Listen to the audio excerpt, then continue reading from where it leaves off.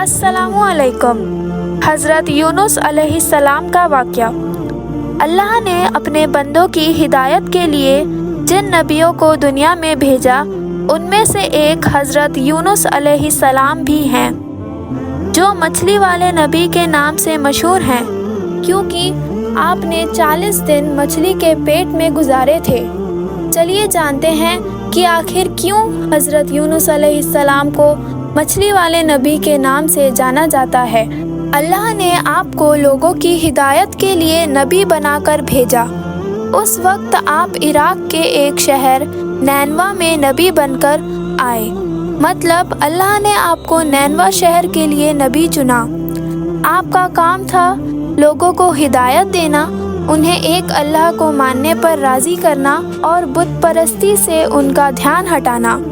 آپ نے آپ کے شہر کی بستی کے لوگوں کو ایک اللہ کی عبادت کا پیغام دیا اور بت پرستی کے لیے منع کیا، لیکن وہاں کے لوگوں نے آپ کی ایک بات نہیں سنی اور انہوں نے آپ کو بہت پریشان کیا، جس کی وجہ سے آپ نے شہر چھوڑنے کا فیصلہ کر لیا اور لوگوں کو بولا کہ میں یہاں سے جا رہا ہوں، لیکن اگر تم نے بت پرستی کو نہیں چھوڑا تو بہت جلد اس شہر پر اللہ کا بہت بڑا عذاب آئے گا۔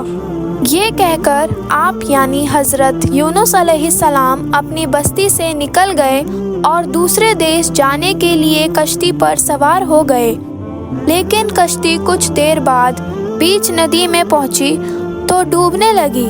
تو ملاح کشتی چلانے والا نے کشتی میں بیٹھے لوگوں سے فرمایا، جب کوئی غلام اپنے مالک سے بھاگ کر ہماری کشتی میں آ بیٹھتا ہے تو کشتی ڈوب جاتی ہے۔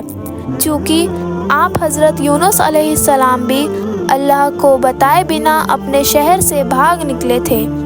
ملاح کے مطابق آج بھی کچھ ایسا ہی معلوم ہو رہا ہے۔ ملاح نے لوگوں سے کہا، جو بھی اپنے مالک سے بھاگ کر جا رہا ہے وہ دریا میں کود جائے تاکہ دوسرے مسافروں کی جان بچائی جا سکے۔ ملاح کی بات سن کر آپ نے فرمایا، اپنے مالک سے بھگا ہوا غلام میں ہی ہوں، اسی لیے مجھے پانی میں ڈال دیا جائے۔ آپ نے کشتی پر سوار سبھی لوگوں سے واپس کہا کہ میں اللہ کے حکم کے بغیر ہی قوم والوں کے ستم سے تنگ آ کر اپنا وطن چھوڑ کر کہیں اور جانے کے لیے نکلا ہوں۔ اتنا کہتے ہی آپ پانی میں ڈال دیے گئے۔ پانی میں جاتے ہی اللہ نے آپ کی حفاظت کے لیے ایک بڑی مچھلی کو بھیجا، جو کافی دیر تک کشتی کے کنارے چکر لگا رہی تھی۔ جیسے ہی آپ یعنی حضرت یونس علیہ السلام پانی میں پہنچے، اس مچھلی نے آپ کو نگل لیا۔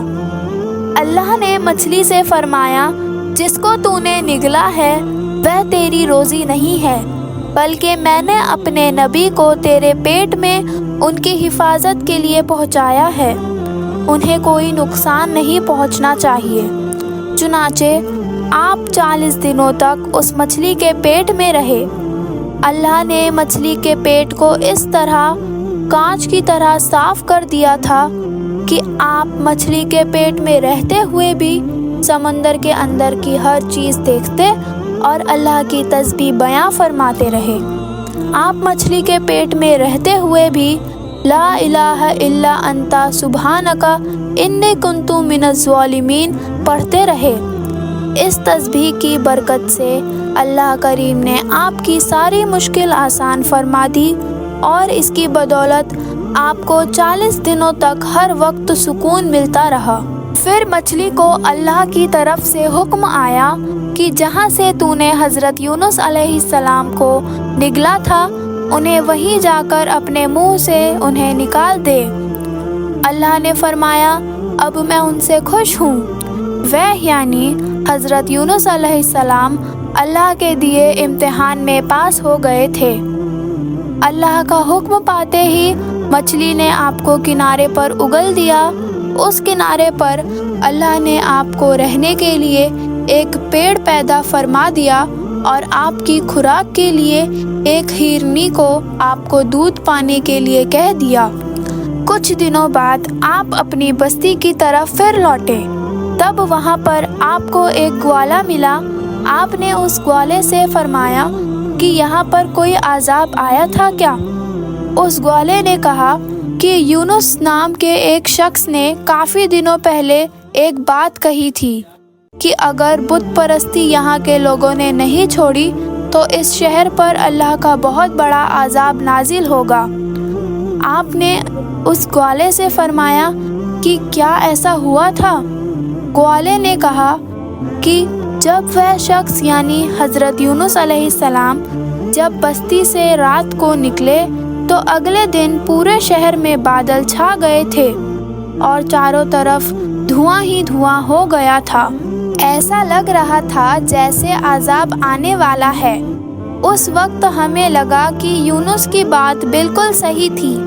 تب سارے شہر کے کافی لوگ اپنا سارا سامان اور اپنے پریوار کو لے کر شہر چھوڑ کر جا رہے تھے اور اللہ سے دعا کر رہے تھے کہ اللہ انہیں معاف کر دے۔ اس وقت وہاں کے لوگوں نے اللہ سے دعا کی کہ اب شہر کا کوئی بھی آدمی بت پرستی نہیں کرے گا، اور کچھ ہی دیر میں سارے بادل ہٹ گئے اور دھواں ایک دم سے غائب ہو گیا۔ مطلب اللہ نے وہاں کے لوگوں کو معاف کر دیا تھا۔ یہ سن کر آپ حضرت یونس علیہ السلام نے گوالے سے فرمایا کہ جس یونس کی تم بات کر رہے ہو وہ میں ہی ہوں۔ یہ سن کر گوالا آپ کے قدموں میں جھک گیا اور آپ سے معافی مانگنے لگا۔ اس طرح آپ واپس اپنے شہر کی طرف لوٹے۔ اس کے بعد آپ نے وہاں پر اسلام کا پرچم لہرایا اور وہاں کے سبھی لوگوں کو ایک اللہ کی عبادت کے لیے بتایا۔ اگر آپ کو یہ واقعہ پسند آیا ہو تو ویڈیو کو لائک کریں اور ایسے اور واقعات سننے کے لیے ہمارے چینل کو سبسکرائب کریں۔